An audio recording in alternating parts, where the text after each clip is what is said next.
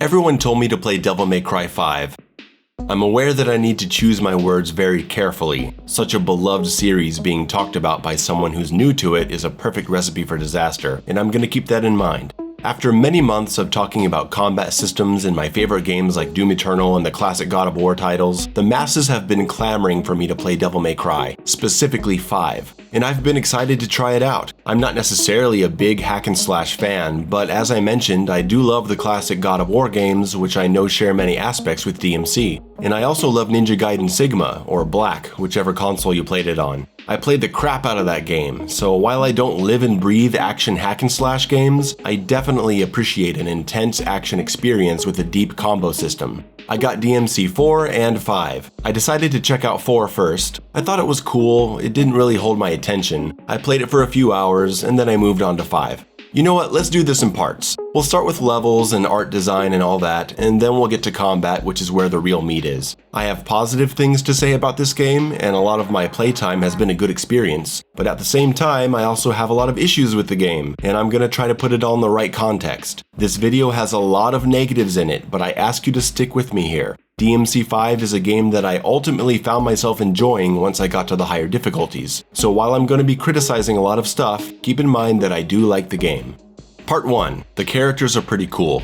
As a newcomer to the series, it was very hard for me to jump into DMC 4 and care about what's happening. I'm typically not interested in video game stories anyway, though of course I have my exceptions. I've also never been attracted to the aesthetic of the Devil May Cry world. The fashion, the attitude, the whole gothic gargoyle vampire demon lord thing just isn't for me. So I didn't understand what was happening, but I also didn't care that I didn't understand. But the way DMC 5 introduces its characters is so much more natural. They feel more relatable and charismatic. Even though I didn't know what was going on, I felt invested and interested in learning more. By the end of the game, I had pretty much lost interest in everyone's drama as a result of other factors concerning the gameplay that I'll soon get to. But I can't deny that these characters continued to make me smile as they interacted with each other, and that was good motivation to push forward. I was disappointed not to play as Trish. In my passing knowledge of DMC, I've seen that she's been playable before, and she was awesome to watch in Marvel vs. Capcom 3. She just looks so cool, and I wish she had been a playable part of the campaign. My favorite character was Dante, and I suppose that's no surprise. He's full of personality, and his playstyle actually complements that. I don't know what this guy is all about, beyond just watching the story recap in the menu, but that didn't stop me from having a good time whenever he was on screen. Virgil is, I don't know, I imagine that I need to understand previous games to know what's up with Virgil, because in this game he's just evil demon Urizen for a long time, and then he's evil sword guy. That's how it feels to a newcomer, and when I finally fought against him, I didn't feel invested in the fight. When I defeated him and the game ended, I was surprised there wasn't more. I imagined that someone coming into God of War 3 would feel the same way with Kratos' fight against Zeus. If you don't know the history between these two characters, you won't care much about taking him down. Nico is cool, though a bit irritating with that exaggerated accent. I suppose I tolerate it because she looks so fine. I even liked V. I think he looks cool, and though his attitude is pretty cliche, I think the voice actor makes him work. I really like his smart-ass bird, too. Again, I ultimately didn't pay much attention to the story as the game went on. I was able to follow it, and the characters were interesting to watch, even if I didn't really care about what was happening. Part 2. Free roaming versus fixed camera. As a big fan of Ninja Gaiden and God of War, I have a strong preference for fixed camera angles. I like when developers actually have to frame their combat in interesting and useful ways. Take this scene from Ninja Gaiden. The camera is in the upper corner and rotates on an angle to track the player movement. This style of camera allows the player to focus entirely on the fight and keep track of which direction their character is facing with ease. As the years have gone on, more and more games have opted for a free-roaming camera that is controlled by the player. I understand the temptation to implement this kind of camera for the players, because sometimes a fixed angle might lead to an awkward moment of something being obscured by an obstacle or a wall, but free-roaming cameras lead to those same exact issues, especially when fighting in narrow spaces. I miss games that framed each fight a bit differently, in a way to complement the enemy balance and especially the scenery. If you look at this scene here from God of War 2, I just don't think it would feel as epic if the player were spinning the camera constantly with the right thumbstick. Instead, the combat is framed dramatically from a specific perspective, showing the Colossus in the background at all times. It adds a cinematic flair to the game's presentation and helps give it a unique identity. When games are all done in freeform camera, it makes games all feel the same and control the same. When I play The Witcher or Uncharted or Horizon Zero Dawn or Dark Souls, they all start blending together to me because they all have the same visual presentation through the camera. I'm sure developers love it because now they don't have to worry about the cinematography of their game. They just let the player control the camera, and I'm sure that saves them a lot of time. I still don't like it though. Much like in God of War 2018, the most dangerous enemy in DMC5 is the camera. My main reason being that it's something you constantly have to adjust. As you get turned around or enemies run off screen, you have to take your thumb off the action buttons to turn the camera or click to flip the camera around and then go back to playing. I find it to be a constant interruption to my play, not just in DMC5, but in any melee-focused third-person game, whether it's the new God of War, Dark Souls, DMC, whatever. It works fine in third-person shooters because the camera is tied to aiming long-range weapons, but I will never like this in a hand-to-hand combat game. Remapping the controller definitely helps with the camera control because if you're attacking using the triggers, you can move the camera while attacking, but you're still going to be swinging the camera around all the time, and I'd rather not have to be thinking about it. Oh, what I wouldn't give for a fixed camera in this game. When I was playing DMC4, occasionally the game would have me running through these beautiful sections that switch to fixed camera angles. They look great and feel very smooth to navigate, but they didn't have me fight any enemies. I'm really not sure why, because that would have been fun. Some DMC style combat in a God of War camera style. That would have made me very happy. Part 3. Half the levels are tentacles. The first levels of DMC5 really impress. The opening level feels so unique and creepy. Going into the city, there are battles in the streets around abandoned cars, there's a boss battle outside with big destructible environments, and you get some scripted animations that make you feel like you're inhabiting a real world that's collapsing. You find yourself jumping across rooftops of buildings that are submerged in water, running through sewage systems and across a train yard, gloomy outdoor areas navigating through old Gothic structures. This stuff is all really cool from an aesthetic angle. Where the design starts to falter is, as the game goes on, it feels like you spend more and more time in these worlds that are made up mostly of tentacles and flesh pits. I understand the narrative justification for this, but it really does feel like a justification for recycling level concepts. Were they short on development time or resources or what? A few more unique levels would have greatly benefited the flow of the second half of the game. The frequent revisiting of tentacle worlds made me feel a bit bored. There are still cool sections in these levels though, like these bone walkways.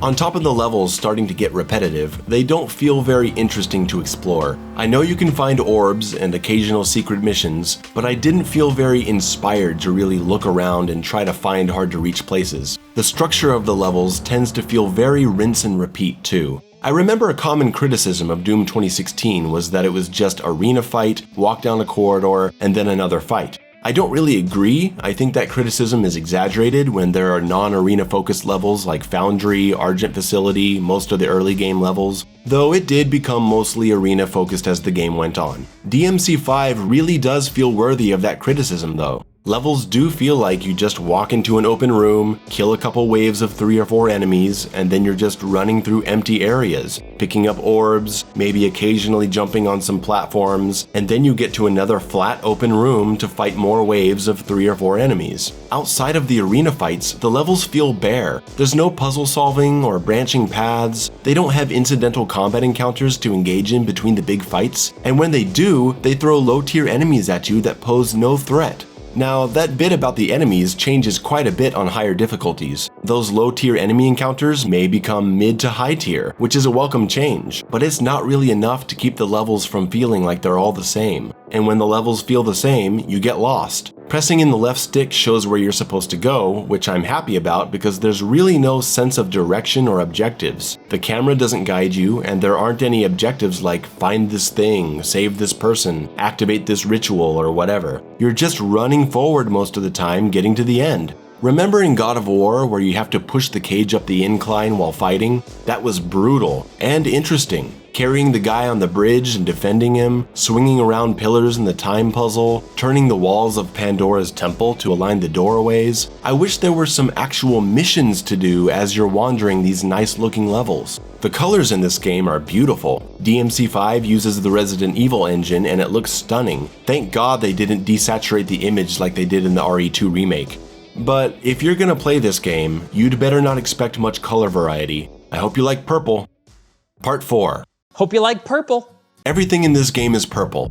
Purple and black. And in the rare case that it's not purple and black, it's red and black. Level after level, room after room. Purple everywhere. V's animal attacks are purple. Dante's motorcycle is purple. Nero's jacket is purple. Devil trigger bars and boss health bars are purple. All the bosses are purple. Purple, purple, purple, purple, purple, purple. All their attacks are purple projectiles. Low-level enemies are purple and black. Mid-level enemies are purple and black. High-level enemies are purple and black. I feel bad for the art department. If you're an artist designing all these creatures for a video game, do you want to be told that you can't experiment with any colors? That must suck. I think it makes the game feel boring as the action just blends together. Purple enemies with purple attacks against a purple background and a purple floor. Sometimes it's hard to keep track of what enemies you're trying to focus on. I can't tell you how many times I died on the higher difficulty levels just because I could barely see what's going on. There's so many arenas where everything is the same color, and it really sucks when you die because some mostly black and purple enemy blended into the purple-black wall in the shadows and hit you when you didn't even see him there. It's a really odd design decision. It's not everywhere. Like I mentioned before, there are other levels that have their own distinct looks, but there the enemies are all still purple.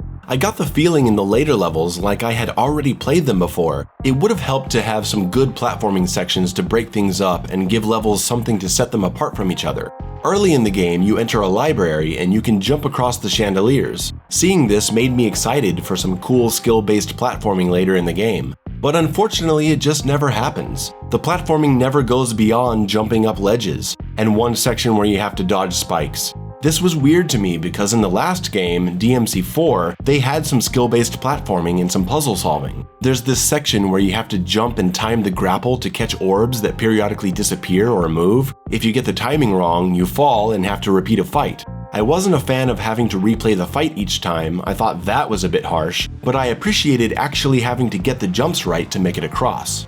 DMC5 takes the concept of Nero grappling onto these points and dumbs them down to the point where they might as well not even exist, because all you have to do is stand on a spawning point, the orb appears, and hit the grapple at your leisure, fly across and land automatically. There's no skill or timing required at all, it's just automatic, and I think that sucks. If you've seen my last video on God of War 2018, you know I really don't like this auto-platforming trend in games. When you start putting this stuff together, levels that have repetitive structure, a free-roaming camera that doesn't give levels a unique presentation, a lack of interesting platforming sections or puzzles, and everything being purple, the game starts to lose my interest. At this point, the only thing keeping me here is the combat. So let's get into it. Part 5. What makes for good combat? When we say the combat in a game is good, what do we mean? What is combat? I'm sure there are other people who can break it down better than I can, but I want to say that combat is more than the attack options that your character has. Combat is also about defensive options. It's about mobility, enemy AI and variety, enemy behaviors. Combat is also affected by the locations where it takes place. Are there different platforms that give you navigational options while you're fighting? Are there hazards that have to be avoided? Are the enemies easy to kill, or do they have large health pools? Do they have specific weaknesses? Does your character have limited resources? You can't talk about a game's combat without considering these factors. DMC5 has 3 playable characters, Nero, V, and Dante. And of the 3, I find Dante to be the most enjoyable and improvisational, with 4 different weapons and 4 different styles based around gunplay, parrying, energy swords, and mobility. There's a lot of experimentational fun to be had with him. It's easy to just try stuff in the moment, which is what I like about him. Teleporting up to an enemy and launching them into the air, doing an energy sword attack with a regular sword combo, switching to the motorcycle for a downward smash attack, and then quickly switching to the nunchucks to flip forward into a flurry of attacks feels so good. Nero feels a bit more specialized on learning tech. I'm sure that learning the properties of each Devil Breaker leads to crazy combo potential. I know the game has crazy shit on an advanced level, but I'm not going that deep into it. Without that stuff, Nero feels a bit bland only having the one sword, but I still enjoy using him from time to time. Enemy variety is good. There's a few enemies that I think are really interesting to fight against. Riots are terrifying in groups because of how nimble they are with all their attack variations. Hell Antinoras have an interesting attack where they run at you in a berserk mode that gives them super armor. The Chaos is a constant threat with its devastating full-screen spinning attack. And I like fighting the Angelos by flying over their head and hitting them behind their protective shield and launching them into combos. The intricate design of enemy behaviors, combined with all the cool and useful attack options from Nero and especially Dante, lead to some really fun and challenging fights. I've seen 20-minute video guides on YouTube that talk about how to deal with just one enemy type. That's some real depth. The boss battles range from alright to awesome, with the exception of the Mission 6 Nero boss fight, which even on Dante Must Die difficulty is the most pathetic boss fight I've encountered in years. Some of these guys took me a couple hours to take down. I'm a fairly stubborn player and I take longer than most people to adapt to how games want me to play them, but I don't blame my failure on the combat options or the enemies. Usually I just need an attitude change and some patience. It takes me a while to find it though. When I finally got the hang of the fights, it was satisfying to take them down. However, we need to talk about the difficulty balance of DMC5, which is my main problem with it. It's a huge problem. All the praise that I just heaped on this game's combat in terms of enemy behaviors and attack options goes out the fucking window when playing this game for the first time. When playing DMC5 for the first time, you are given two difficulty options, Human and Devil Hunter. I like challenging games, so I went for Devil Hunter, and the first thing I did was try to mash triangle on my PlayStation controller and see if I could win that way. Enemies mostly just stood there. I rarely ever took damage regardless of the character I was using or the level I was on. Sometimes I would do an air launch and do a little combo, but never out of any sense of strategy. I just ran around mashing attack, and then I'd think, okay, I guess I'll do the charge attack now. Okay, I guess I'll launch this guy. Okay, I guess I'll hit the Devil Breaker button now. It just felt like I was doing whatever and nothing had any real meaning. Add in the fact that the enemies will not attack you if they're out of view from the camera, and you have an incredibly easy game. The game has 4 other unlockable difficulties, which is where things get interesting, but we'll get there. You are not allowed to select hard on your first playthrough, which has a really negative impact on a first-time player's experience if there's someone who likes being challenged. To clarify, I'm talking about the standard edition of DMC5 that came out in 2019. There's a special edition coming out that will add a new difficulty level, Legendary Dark Knight, that's based on the Son of Sparta difficulty and has more enemies. Will this be available at the start for new players, or will you have to beat Devil Hunter first? If the former is the case, hopefully that'll fix the terrible balance issues on the first playthrough. But even if it does, this version of the game has been out for over a year and everyone who's played this game had to play it like this. Oh, and if you're on PC, you don't even get to play the special edition because Capcom says the game is being made to take advantage of the unique power of consoles, which is laughable. Fuck you, Capcom.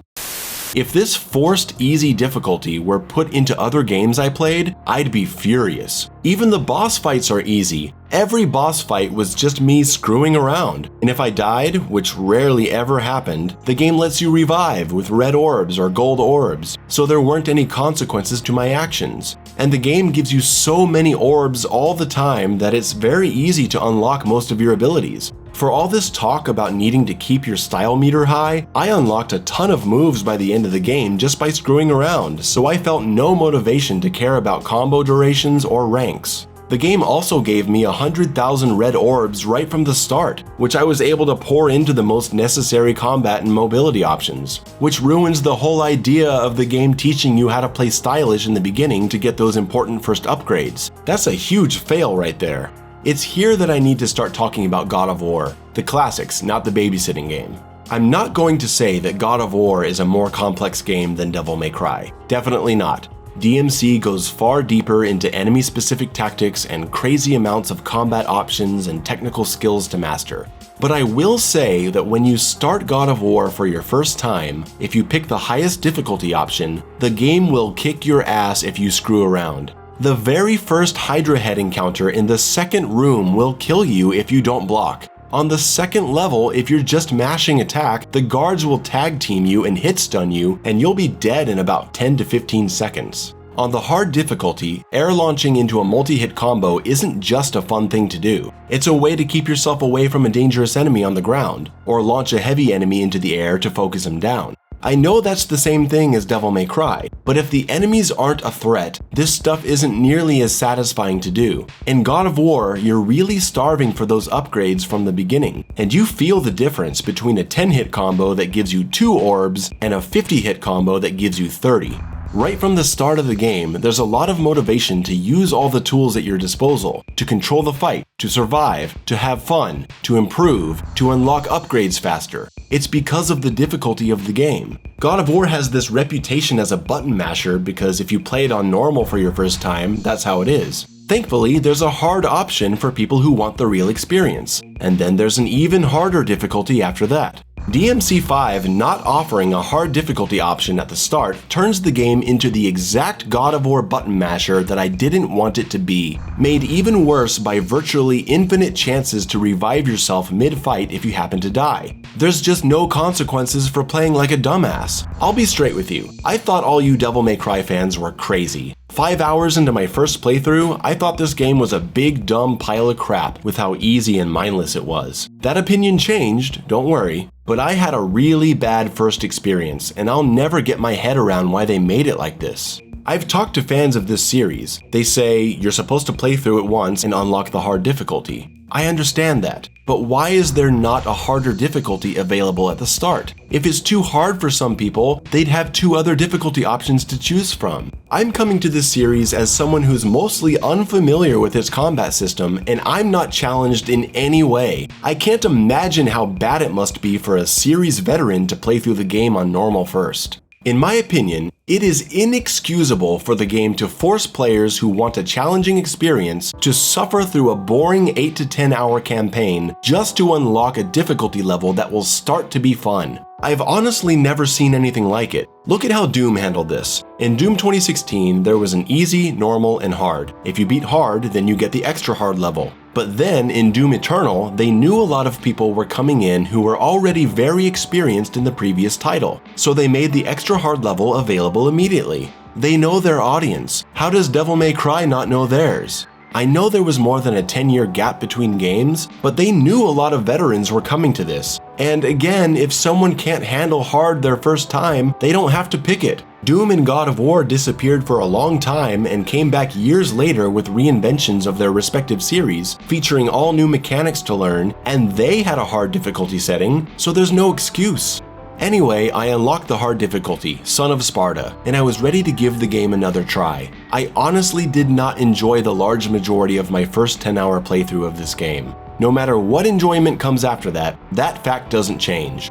Going into the hard difficulty, my thought process was, if I could get the same campaign, just more difficulty and more appearance of dangerous enemies, I think that could be fun. I want to be punished for playing carelessly, make my combat options actually mean something.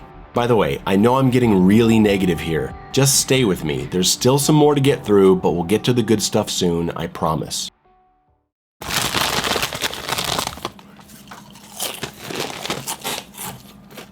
Part 6, the elephant in the room. So, I started the Son of Sparta difficulty. I went in with a lot of excitement, hoping I'd get that challenging Ninja Gaiden God of War feeling I've been craving. But then I noticed something. I had all the upgrades that I unlocked from my previous playthrough. This wasn't a new game, this was a new game plus. I didn't want that at all. I wanted the campaign experience that I had just finished, just more intense, and the game doesn't offer that. You're forced into a new game plus situation. So even though you take more damage and the fights contain higher numbers of threatening enemies, I have double the health, a full devil trigger gauge that heals me every time I use it, and I have all these powerful attacks and defense options. I'm overpowered. So here I am, able to just stupidly mash through every encounter again. I went to the DMC Reddit and I asked about this. I said I don't want to play a new game plus. I just want to play the game that I just played, but on hard. And they told me I can't do that you're supposed to play it this way. And they assured me that the difficulty spike is so high that I'm going to be very happy to have all those upgrades, that I'm going to need them to survive. So is that true? It is, once you get to Dante. On level 10. 10 of 20. You have to play through half the game before you get to a challenging level. The whole first half of Son of Sparta hard difficulty can be passed by screwing around. Even if you're not reviving, that's how OP you are. And then you get to Dante's parts and it's like, oh my god, I'm getting my ass kicked. Playing as Dante, I actually had to start thinking about what I was doing. And that's what I wanted from the start. With my Devil Hunter playthrough and half the Son of Sparta playthrough, it took me about 16 hours to get to a point where the game was actually interesting to play. And if this is the intended Devil May Cry experience, then I guess I just don't get it. Why is Son of Sparta so badly balanced to make only half of it good? Why would you make your unlockable hard difficulty boring and easy until halfway through? I'm aware that on your first playthrough, if you beat the first boss without dying, you can skip straight to Son of Sparta. I know all about that, that doesn't count. I shouldn't have to do something that difficult as a new player just to be able to play the game on a decently challenging level. Never mind the fact that you'd only know about it if you looked it up or someone told you.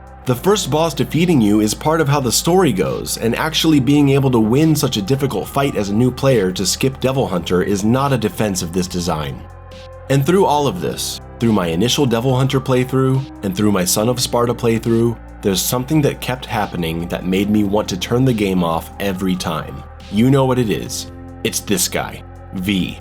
His levels are the worst. I haven't talked about how he plays yet, because he can't be included in the conversation with Nero and Dante. V doesn't fight. V sends his animal friends to do the fighting for him. The first time I played as him, I thought he was awesome. A character that stays away from combat as you control his two friends and direct their actions separately, and then V has to go in to deal the killing blow to each enemy? What a cool concept. I played around with the launchers and air juggles in the first combat rooms, and I was fascinated by the fighting style. But after a few fights, I started feeling bored. I felt like I was separated from the action. Because I was. My character is just standing in front of the camera while my friends fight in the background, and there's just nothing exciting about it. The enemies rarely ever attack V, so there's nothing to worry about. If the animals take too much damage, they go to sleep and they come back. They can't die, and when you activate Devil Trigger, they come back instantly, so whatever. And you can exploit the camera by turning it away from the action so the enemies won't even attack your friends, and you can just mash your way mindlessly to victory. This was literally a tactic that was talked about in a video about how to use V on the higher difficulty levels. V is the mashiest mashing I've ever mashed. You can literally just mash your thumb across both attack buttons and wiggle the left stick back and forth and you're fine. You can even get the coveted SSS style ranking by just randomly mashing buttons. And not only will you win every fight this way, you'll win every boss fight on the hard difficulty. Playing on Son of Sparta, I'm here at this boss fight, and all I'm doing is repeatedly mashing attack and spinning V around. And I win! It's probably the most ridiculous thing I've seen in a game in years. If you think I'm exaggerating, let's have a little experiment. Alright, Abel, have you ever played this game before? No. Alright, well you're going to play a V mission, and you're going to beat this fight on the Son of Sparta difficulty with your feet. Alright, are you ready? Let's do it. Okay, let's go. Go, man.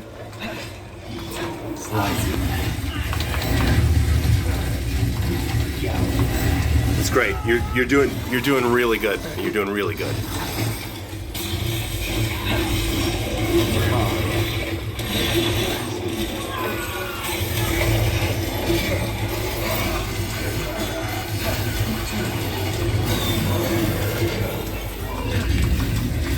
Mash, man. Mash like you've never mashed before. Like a drum set, something. Yeah, you're doing really good. Yeah, it's really good. Yeah, nice. You got him. Uh-huh. Got another one. Nice.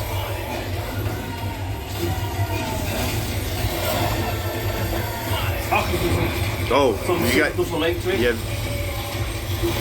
Nice. Nice launcher. You got him. Look at that air juggle. Really good, man. Savage.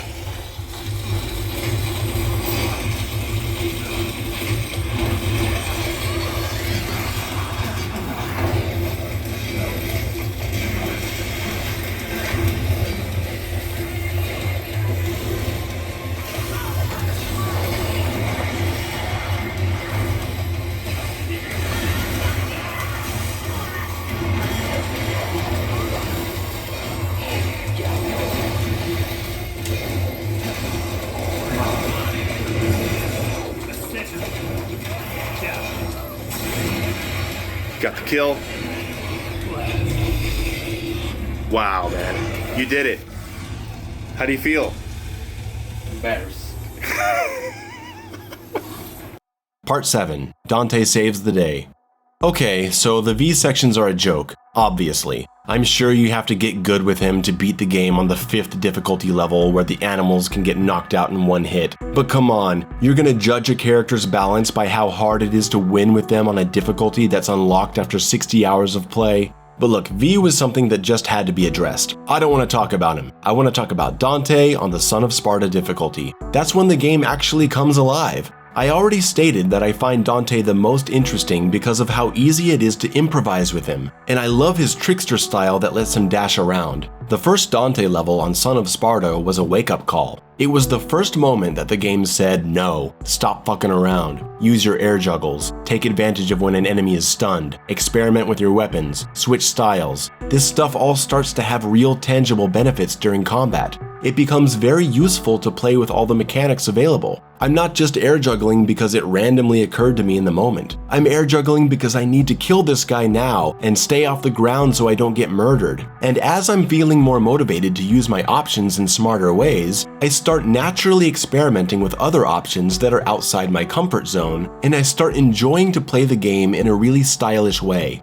That's what I do when I play God of War and Ninja Gaiden. Yes, it's finally happening. The next few Dante levels are fantastic. There's so much good combat here. And the boss battles, man, this is some of the best stuff I've played in years. I'm finally seeing what people love about this game. The thrilling experience of the 4 Dante levels gave me a lot of hope going forward. Hope that the other characters' levels would also challenge me. Sadly, that's not the case. The game dumps you back into a V level, and it's by far the worst one. It's a boss rush level, fighting bosses that stand no chance against you as you stand full screen mashing your pet attack buttons. The first one is so bad because you only have one pet and it takes forever. You fight 3 bosses, getting your pets back one by one, and it just can't be over fast enough. The next level puts you back in control of Nero, and again, it's way too easy. All the intricate Dante combat disappears and the Nero missions feel brain dead in comparison. Finally, we get to the last few Dante missions of the game, and they're excellent. I need to take this moment to mention that on my Son of Sparta playthrough, I took the advice of several people and stopped reviving myself with red orbs during difficult fights. It's just way too easy to abuse that.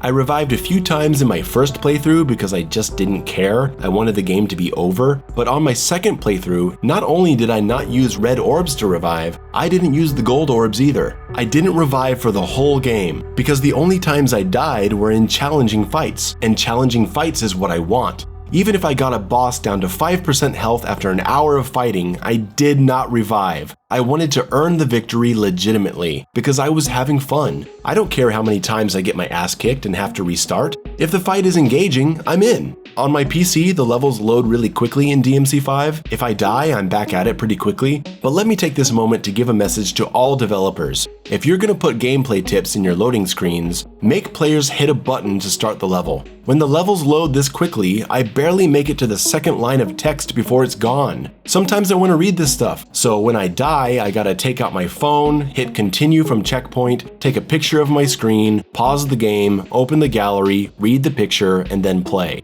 DMC5 is not the only game guilty of this, by the way. You know what game did it right?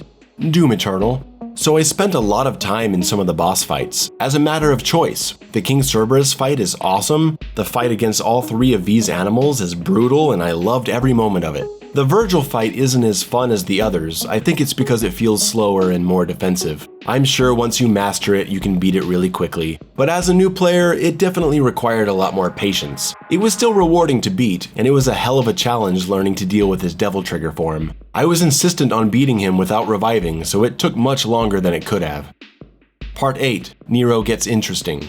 Nero's gameplay is better than it was in DMC4, with the addition of the Devil Breaker system. Having all these different arms with abilities gives the character a much appreciated level of depth. I prefer to use the Gerbera Breaker since I can use it like an air dash. I'm a sucker for mobility options, what can I say? You start figuring things out, like how you can do a few repetitions of the air juggle combo, and on the way down you shoot them with an exploding shot so that when you hit the ground, you can launch back up into the air and send the enemy right back up to continue the combo. When the game pushes you to play well with Nero, there's some real fun to be had. The unfortunate part is that Nero doesn't even come close to reaching the same levels that Dante does when playing Son of Sparta mode. And that's an even bigger blow up than the game being super easy for the first playthrough. It's a much more significant screw up to have the second playthrough, which should be harder, only be harder in the Dante missions, which don't start until halfway through. You have to beat the game twice, and then unlock the difficulty level Dante Must Die. Then, starting your third playthrough, Nero's levels are actually really challenging. They were awesome! I played through the whole subway mission without reviving, and it feels like there aren't any checkpoints there. So I would die on fight 6 and go back to fight 1. It took me a long time, and I got frustrated, but I loved it. This is how Nero's missions should have played on Son of Sparta. He really becomes a pleasure to play at this point. Dante's missions are even better. It's fight after fight of pure tension and adrenaline. I started experimenting more with jump cancels and air taunt combos, using different style skills with different weapons. The better I played, the more I wanted to use new tools that I hadn't tried yet. I'm never going to go deep into this game's advanced combat options because I don't love this game. I like it. I've had a really good time with it. But I don't love it like I love God of War. Because while I absolutely love DMC5's combat, I love God of War for more than just its combat. I'm in love with that world, the levels and presentation, Kratos and the other characters, the music, the art style. It all goes together to make it one of my favorite series. I don't feel that way for Devil May Cry. But if God of War had Devil May Cry's complexity, I would totally dive that deep.